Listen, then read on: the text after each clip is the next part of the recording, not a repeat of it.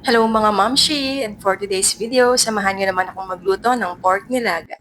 Meron tayong 500 grams of pork, cabbage, pechay, patatas, sibuyas, 1 pork cube, pamintang buo, gagamit din tayo ng asin at patis. Halina't simulan na natin.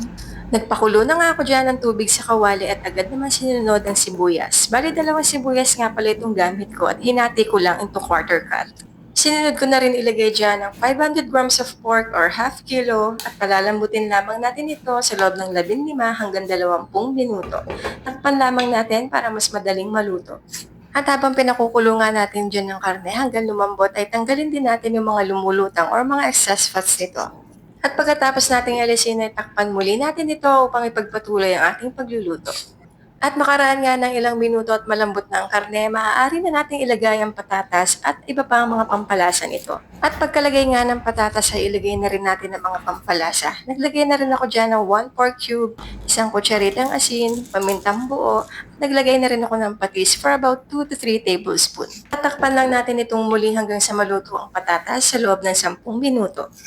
At makaraan ng 10 minuto ay malambot na nga ng husto ang karne at ang patatas. At sinunod ko na nga rin ilagay ang repolyo. Kalahating repolyo nga lang pala yung gamit ko dyan at hinati ko lang sa 3.